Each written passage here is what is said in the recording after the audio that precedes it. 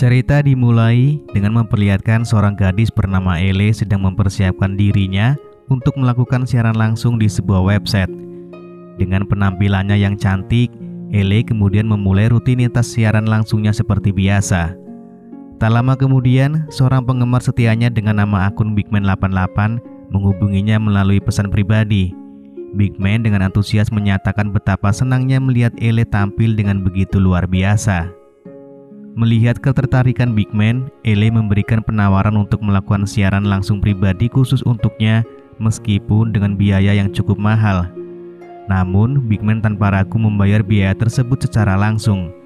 Ele merencanakan siaran langsung pribadi untuk Bigman dalam kurun waktu 2 hari ke depan. Keputusan Bigman untuk membayar dengan senang hati menunjukkan betapa besar ketertarikannya kepada Ele. Meskipun rutinitasnya sebagai seorang streamer, ternyata Ele adalah seorang mahasiswi yang mengambil jurusan sains dan teknologi. Saat ini, dia tinggal di tempat kos khusus perempuan, namun Ele memilih untuk menjaga jarak dari interaksi sosial dengan siapapun di sekitarnya. Sikapnya ini dilakukan untuk merahasiakan identitasnya sebagai seorang streamer yang populer di kalangan pria. Ele menekuni pekerjaan sampingannya sebagai streamer dengan hasil uang yang cukup besar. Meski begitu, Ele tidak menggunakan uang tersebut untuk hal-hal yang bersifat mewah atau berfoya-foya. Sebagai anak pertama, Ele merasa berkewajiban untuk menghidupi ibunya dan adik-adiknya di kampung, terutama setelah kepergian ayahnya yang sudah lama meninggal dunia. Dedikasinya terhadap tanggung jawab keluarganya menjadi prioritas utamanya. Di kampus tempat Ele kuliah, terlihat seorang dosen bernama Tristan dan seorang dekan bernama Rudy. Keduanya adalah sahabat akrab yang memiliki hobi bermain futsal dengan mahasiswi cantik di kampus. Rudy yang baru saja menjabat sebagai dekan memberi peringatan kepada Tristan untuk berhati-hati terkait skandal yang mungkin terjadi, mengingat posisi barunya yang tidak memungkinkannya untuk melakukan banyak tindakan jika hal tersebut terjadi. Setelah pembicaraan dengan Rudy, Tristan masuk ke kelas untuk memberikan materi kuliah kepada para mahasiswanya. Ketika pembelajaran sedang berlangsung, seorang gadis cantik yang tak lain adalah Ele datang terlambat.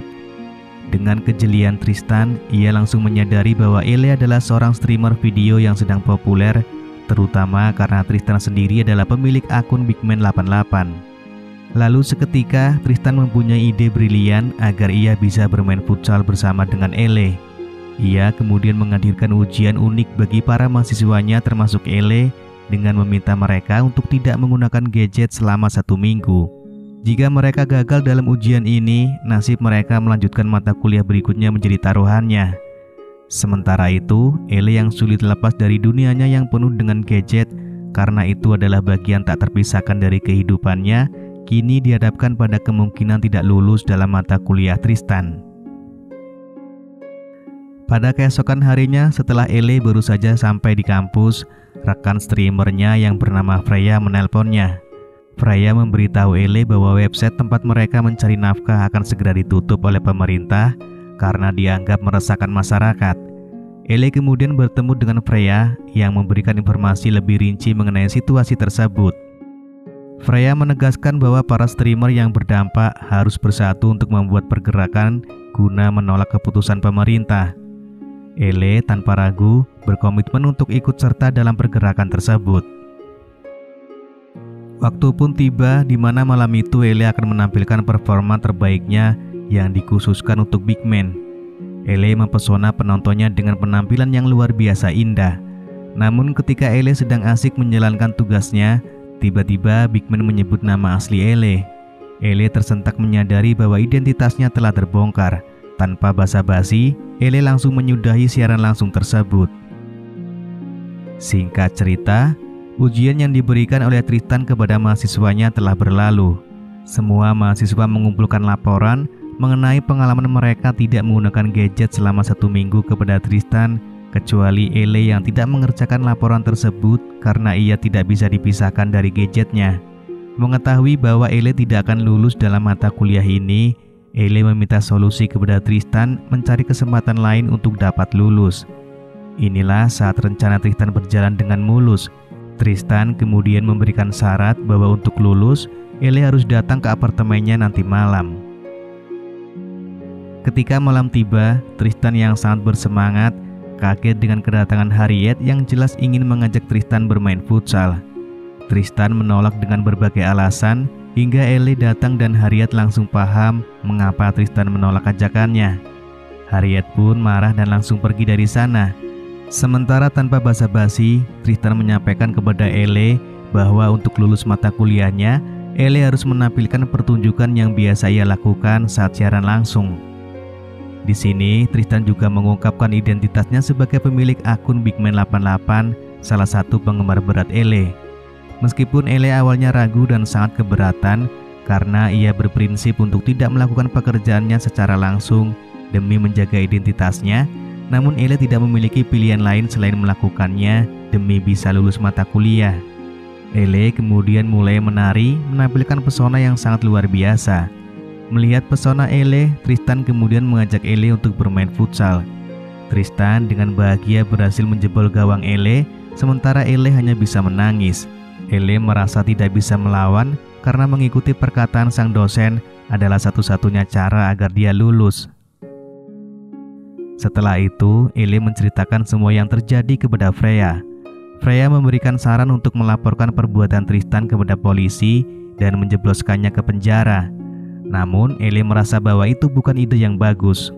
Polisi yang mengetahui pekerjaannya mungkin akan mengira bahwa perbuatan Tristan terjadi karena Ellie sendiri yang menyediakan jasa tersebut dan bukan sebagai bentuk pemaksaan. Ellie akhirnya mencoba mencari keadilan dengan melaporkan semua perbuatan Tristan kepada dekan. Namun upayanya menjadi sia-sia karena pimpinan fakultas yang tak lain adalah Rudy, sahabat Tristan. Rudy justru menuduh Ellie melakukan pencemaran nama baik dan dengan tegas menyatakan bahwa Ellie tidak bisa lagi berkuliah di kampus tersebut. Dengan terpaksa Rudy harus mengeluarkan Ellie.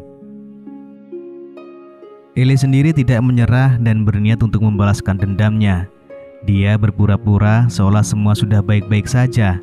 Ellie kembali menawarkan pertunjukan langsung kepada Tristan di apartemennya, bahkan dengan menggunakan seragam SMA.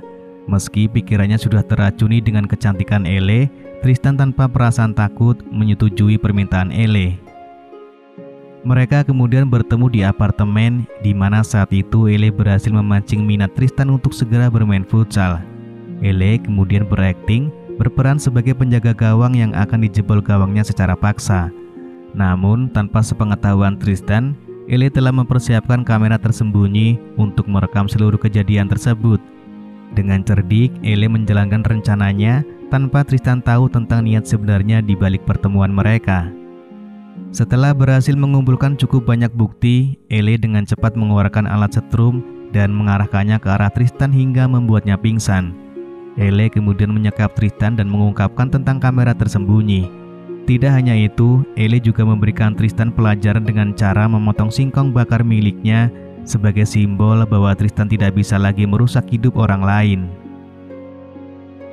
Setelah insiden tersebut, Tristan dirawat di rumah sakit bersama dengan penyebaran video rekaman yang telah menjadi viral di internet. Identitas asli Ellie tetap terlindungi karena ia pintar dalam berdandan untuk menyembunyikan dirinya. Orang-orang sekarang dapat menyaksikan perilaku tidak pantas dari seorang dosen. Sementara itu, Ellie kembali melanjutkan kuliahnya di kampus baru dengan mengambil jurusan yang berbeda, yaitu multimedia atau perfilman. Berita baiknya lagi, website tempat Ellie mencari nafkah ternyata tidak jadi ditutup oleh pemerintah. Semua berakhir baik bagi Ellie. Pekerjaan sampingan yang dijalankannya semata-mata bertujuan untuk menyokong kehidupan keluarganya di kampung. Ellie rela berjuang dengan segala cara demi memastikan keluarganya dapat hidup dengan layak. Lalu film pun selesai.